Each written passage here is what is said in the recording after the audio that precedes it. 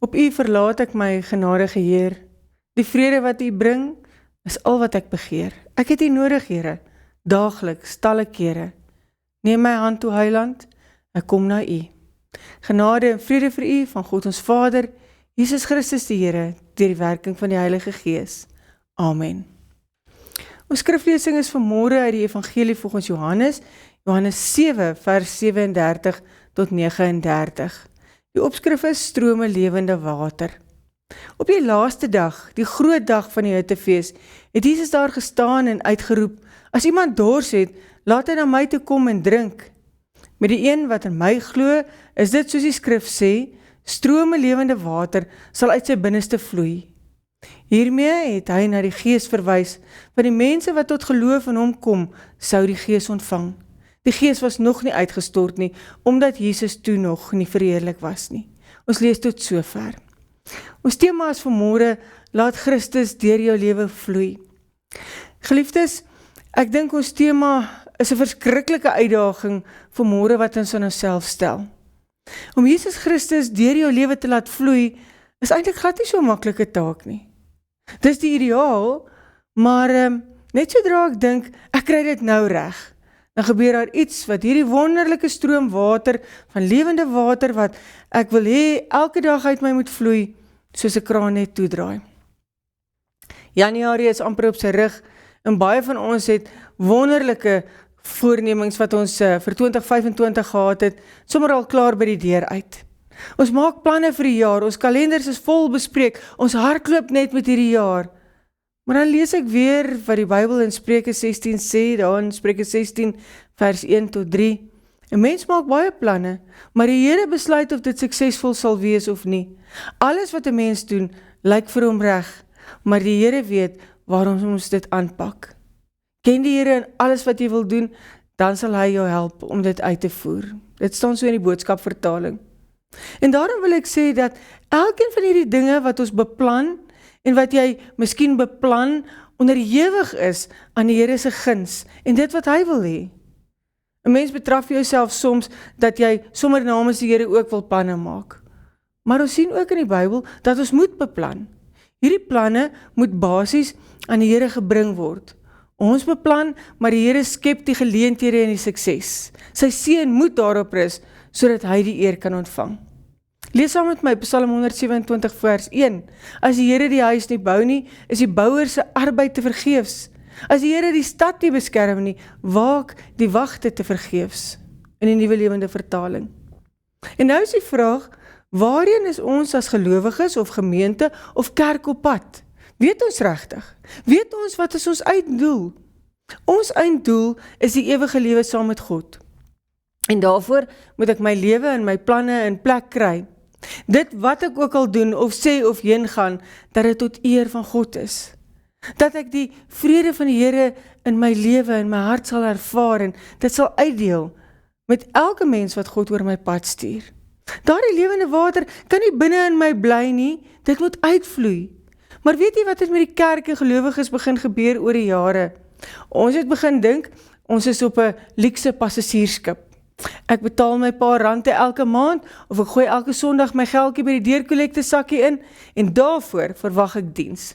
Nie net gewone diens nie, maar luukse diens, want ek het mos nou my deel gedoen. Die kaptein van die skip moet nou net sorg dat hierdie skip se neus in die regte rigting wys, en dan is ons op pad ewigheid toe. Daardie lewende water word soos water wat opgevang word in 'n groot tank, en dit lê net daar. Dit vloei nêrens heen nie. En as die tank vol is hy vol, daar is nie plek vir nuwe vars water nie. En dis die fout wat ons gemaak het. Sommige mense dink weer, daar's 'n vinnige manier. Hulle beskou die kerk en die lewe as van 'n gelowige iets soos 'n spoedboot. Man, ons beweeg vinnig van een plek na die ander. En as ek nie van hierdie een baan of dam of golf of wat ook al hou nie, dan skuif ek vinnig na 'n ander plek waarvan ek hou. En hier op my boot is daar ook nie baie plek nie. Dit gaan oor my en my lewe, my sukses, my geloof, my verhouding. En ek gaan nie stop en praatjies maak langs die pad nie. Ek sal half my eie heil bewerkstellig. En as my boot iets mekeer, dan sal ek hom net gou hier so by die kerk stop vir 'n diens of so, en dan gaan ek weer. Maar daar is ook mense wat voel, hulle is al verlore. Iewers op die oop stormagtige see in 'n klein bootjie en niemand gee om nie. Niemand weet eers waar hulle is nie. Hulle het nie verbinding met die kerk of met medegelowiges nie. So jy dobber maar daar iewers so op jou eie en jy hoop jy kom iewers uit. As gelowiges kan ons ook nie koersloos wees nie. Ons moet rigting hê. Ons moet onsself op 'n manier verbind aan mekaar en aan God. Ons behoort diensbaar te wees teenoor mekaar. Ons moet kan sê dat ons iewers hoort of behoort. En dit laat my meer en meer dink dat die kerk ons as gelowiges, want onthou waar jy ook al gaan is jy die kerk van Christus, dalk eerder iets soos 'n vragskip behoort te wees. Daar's nie luksere nie.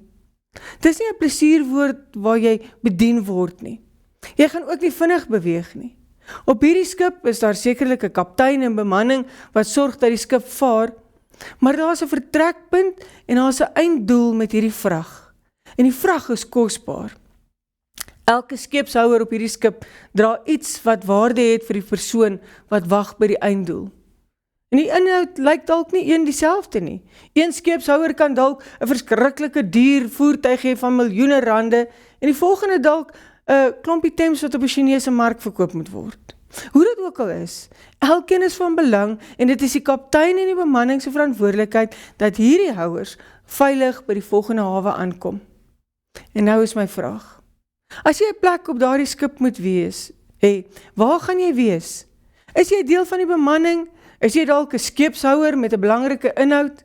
Is jy die hawe kommunikasie om te sorg dat hierdie skip veilig op roete bly en veilig sy bestemming bereik? Waar pas jy in? As jy op daardie skip in die oopsee is daar nie afspring of wegloop kans nie. Elkeen moet sy deeltjie doen en daarvoor beplan en verantwoordelikheid neem. As daardie skip sonder genoeg brandstof op die oseaan gaan staan, is daar nie 'n vulstasie nie. So voordat jy vertrek, moet alles in plek wees en genoeg wees vir die reis wat voorlê. Ek dink 'n gemeente, 'n kerk, 'n geestelike tuiste moet so wees. Elkeen moet sy of haar plek hê, waarin jy kan diensbaar wees. Jy moet jou verantwoordelikhede as gelowighede aanvaar. Almal kan nie dieselfde werk doen nie. En jy kan dit ook nie alleen doen nie. Jy moet saam met die bemanning op hierdie skip werk. Jy vat saam die verantwoordelikheid om hierdie vrag by sy eindbestemming te bring. En ja, daar mag dalk storms op die see wees, maar dan maak die span seker, alles is veilig om voort te vaar. Ons kan hieroor baie uitbrei oor wat nodig is en wat nie.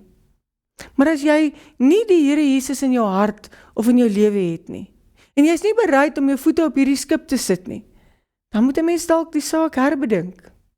Jou gemeente, jou geestelike tuiste, dit moet 'n plek wees waar jy veilig voel, waar jy deel van God se plan wil wees, waar jy geestelik onderrig en bemoedig word. Maar bo alles moet dit die plek wees waar jy God se vrede vind en dit moet deur jou vloei so strome lewende water. Dit moet nie 'n plek wees waar daar oordeel is en met groot oë na mense gekyk word nie. Dit moet 'n plek wees waar mense die liefde van Christus nie net hoor nie, maar ook ervaar in die onderlinge verhoudings. 'n Gemeente waar die belangrike dinge werklik saak maak, maak die ander dinge nie dat ons fokus verloor of dat dit vir ons struikelblokke word nie. Die grootste vereiste is die vereiste van liefde. Matteus 22 vers 37 sê dit mooi. Jy moet die Here jou God lief hê met jou hele hart en met jou hele siel en met jou hele verstand. Dit is die eerste en die belangrikste opdrag.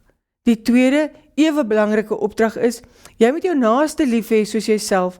Al die ander vereistes van die wet en die profete berus op hierdie twee gebooie. Dalk moet dit ook jou lewensvisie wees.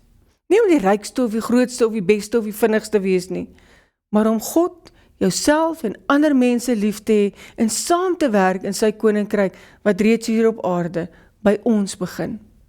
Elke dag moet jy jouself kan afvra, het ek vandag God en myself en ander mense liewer gehad? Het ek die hart van God vir myself, vir my kerk, vir my mense of om my? Of het ek die selfsugtige hart wat net ingestel is op my eie begeertes, soos die res van die wêreld? Mense moet maak wat ek wil en soos ek sê. Die grootste prioriteit moet die liefde wees. Dit is tog waaroor die lewe gaan. En daarom kan ek ook nie vir Christus deur my laat lewe en deur my laat vloei, as ek daardie een komponent nie het nie. Liefde. Die kortste pad tussen twee mense, tussen twee groepe, is altyd die pad van liefde. Ja, God het ook 'n straf of 'n geregtigheidskant aan hom. Sonde en ongeregtigheid is iets wat teen die karakter en die aard van God indruis. Maar net God het die kapasiteit om ten volle te kan liefde hê en terselfdertyd ten volle regverdig te wees. Nie een van ons wat hier sit kan dit hê nie. En daarom moet ons streef na die grootste, die liefde. Daarom weet ons en glo ons, die Here alleen kan ons dors les. En deur in hom alleen te glo, het ons die vermoë dat strome lewende water ook uit ons uit kan vloei. En ons teks stel dit baie duidelik, dat hierdie lewende water 'n verwysing is na die Heilige Gees, wat uit ons uit moet vloei, dat ons deur die Gees van God koers kan hou en kan leef na die wil van God. Om steeds te groei tot eer van God, om steeds 'n hawe van hulp en hoop te wees, om in liefde te kan dien. Ons gemeente of jou gemeente waar jy inskakel, verteenwoordig een van duisende vragtskepe wat die oseaan deurkruis. Ons skip het ook sy bemanning. Ons roete is op pad, die pad na die ewigheid. En ons kaart die woord van God. Ons vrag elkeen wat kosbaar is vir God en in hom glo. Ons gemeente wil 'n gemeente wees waar mense ten volle hulle self kan oorgee of uitverkoop aan God. 'n Plek waar ons gesonde verhoudinge kan bou, waar ons bedieninge, ons prediking, ons kategese onderrig, ons finansies, noem dit wat jy wil, dat dit gesond sal wees. En wat meer is, wat is meer werd as gesondheid? Wat is dit dat daardie gesonde omgewing, gesonde water kan voortbring, lewende water? Die Gees self wat ons vandag roep en stuur. My vraag vanoggend is ons gereed om dit te wees? En my antwoord is ja, 'n besliste ja. Ja, ek wil oorborrel van die liefde van Jesus Christus. Ja, ek wil 'n verskil in my lewe en in my leefwêreld maak. Ja, ek wil dat hierdie strome lewende water oor mense se seer spoel en hulle ook genees. Ja, ek wil hê ons moet 'n gesonde gemeente wees met gesonde verhoudinge. Ja, ek wil hê elkeen moet deel wees daarvan. En ja, nie omdat ek so sê of omdat ek dit wil hê nie, maar omdat God dit vir ons vra, om Christus deur ons lewens te laat vloei, oral waar ons gaan.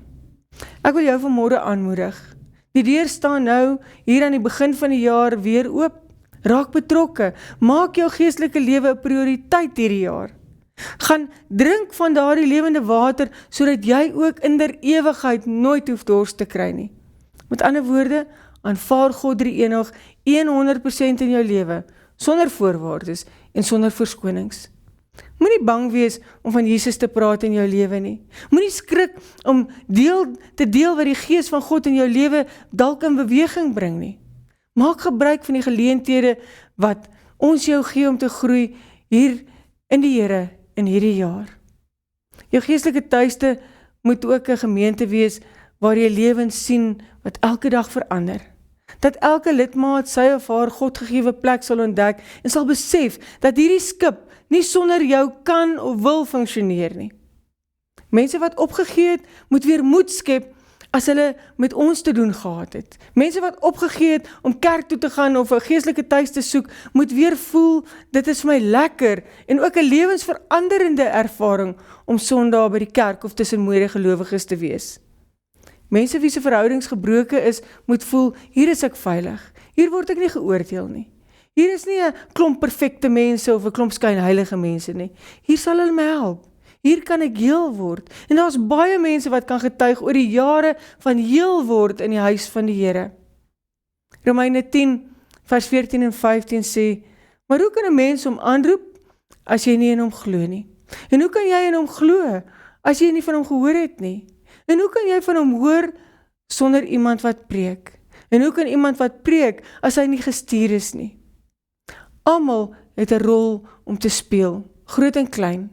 Ek wens ons kan soos kinders glo. Hulle is soos spons, hulle slurp elke stukkie van die evangelie op wat daar vir hulle gegee word. Ek wil vanmôre afsluit deur jou 2 direkte en persoonlike vrae te vra. Hoekom luister jy vanmôre na hierdie preek? En tweedens, wat is in jou hand? In 1 Konings 17, dan doen Elia, die profeet, magtige dinge vir die Here. Maar Elia het bietjie arrogant geraak en bietjie selfsorg agterweeg gelaat en vrees toegelaat in sy lewe. En kort voorlank het al die groot dinge wat die Here gedoen het, net 'n vae herinnering geraak. En hy het gevoel die Here het nie sy kant gebring nie en die mense het hom in die steek gelaat. En dan sit hy eendag depressief onder 'n bos en God praat met hom en sê, daar in 1 Konings 19 vers 9, wat maak jy hier, Elia? Iemand anders in die Bybel met die naam Moses kom op 'n dag by 'n plek uit waar hy vir God sê dat hierdie mense gaan nie na my luister nie. Ek het nie genoeg om te doen wat u van my verwag om te doen nie.